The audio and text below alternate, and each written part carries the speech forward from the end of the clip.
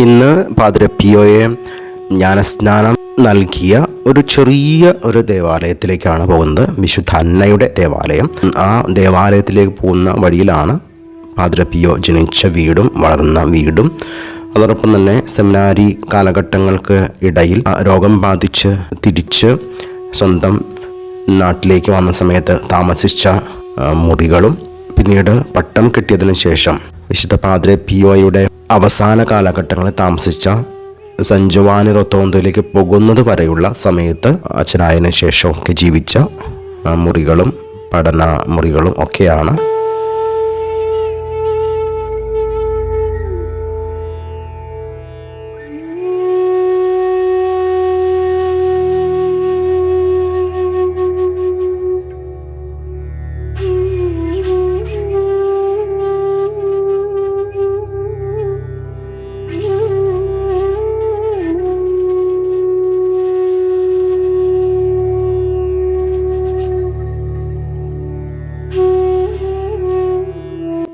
വിശുദ്ധ പാദ്രി പിയോ ജനിക്കുന്നത് 1887 മെയ് 25 അതിന് തൊട്ട് പിറ്റേ ദിവസം തന്നെയാണ് മാമോദിസ നൽകിയതെന്ന് പറയുന്നത്.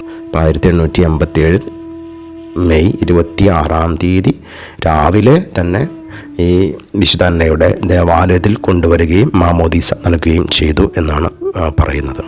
പിന്നീട് കുറേ നാളുകളിൽ ഇവിടെ താമസിക്കുന്ന സമയത്ത് ഈ ദേവാലയത്തിൽ കുമ്പസാരിപ്പിക്കുകയും ബലിയർപ്പിക്കുകയും ഒക്കെ ചെയ്തിട്ടുണ്ട് എന്നും അവിടെ രേഖപ്പെടുത്തി വച്ചിട്ടുണ്ട്.